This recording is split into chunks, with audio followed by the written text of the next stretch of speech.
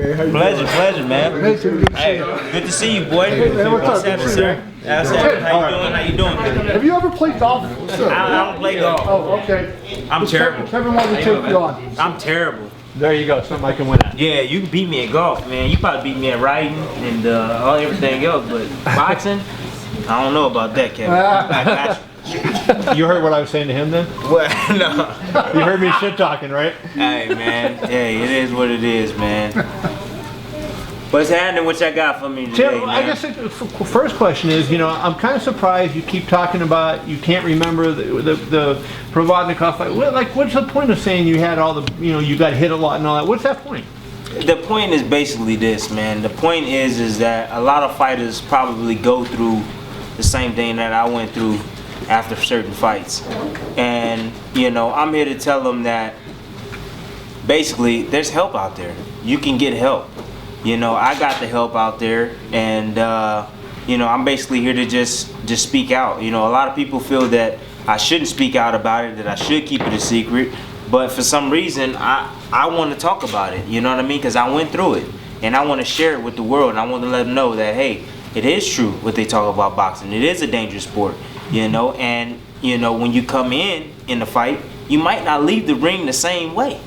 Each time out. So it is true, and that's what I want to bring to everybody's attention. So you want to be an advocate for safety? Dang right. Yeah, absolutely. And I want to help these fighters and just let them know that there is help out there. And I received help, and I'm 100% better than I was in the Ruslan fight.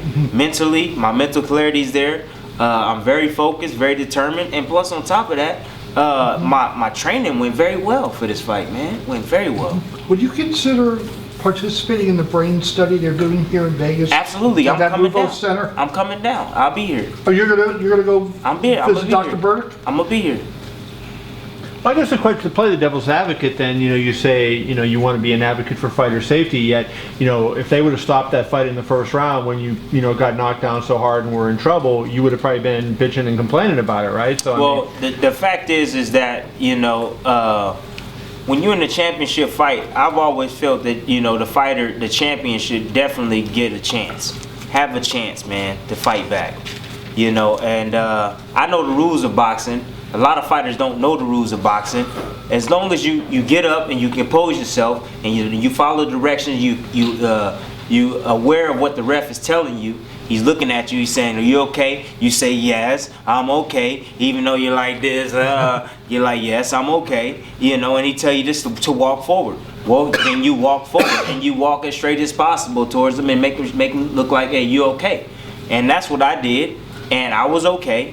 And the fact that I threw back, you have to throw back. A lot of fighters don't throw back. They sit there to take shots, and there's a long period of time where they're taking shots and they don't throw back. Well, as long as your hands are moving, you're okay. You're getting hit, boom, boom, and you coming back, you're okay.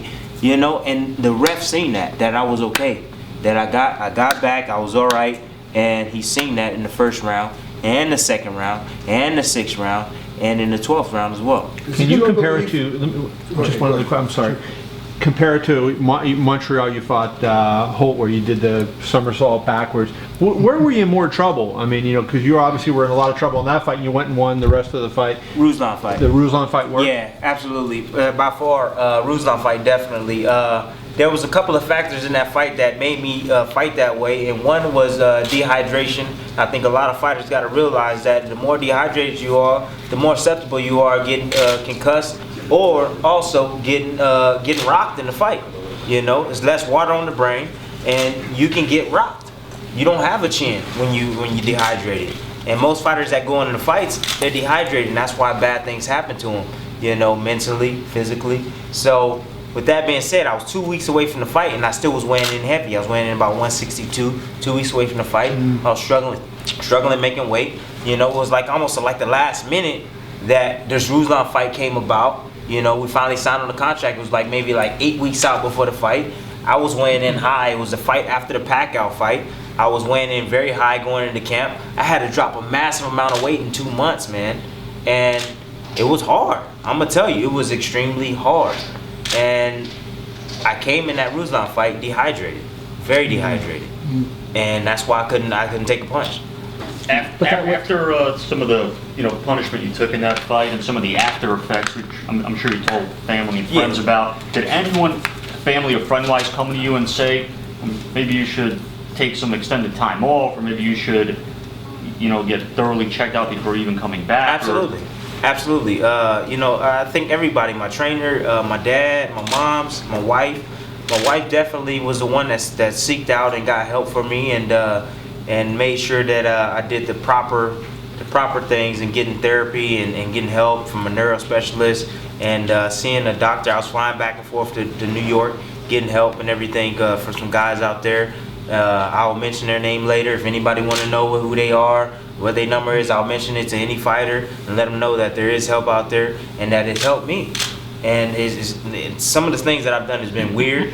It's helped me. My trainer can vouch for it. From the beginning of training camp until now, it's a huge difference.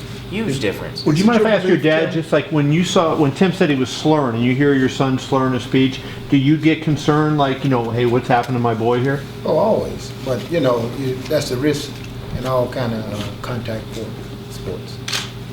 Is it your belief, Tim, that more fighters are experiencing what you experienced, not just that one time, but over and over? And if so, why do you think they don't talk about it? I don't know why they don't talk about it. And maybe I know why they don't talk about it, because they don't want to know anybody. They don't want to let anybody know any weakness that they may have, so they don't talk about it. But me, it is what it is. Like what happened in Ruslan fight happened in the Ruslan fight. Don't mean it's gonna happen in this fight.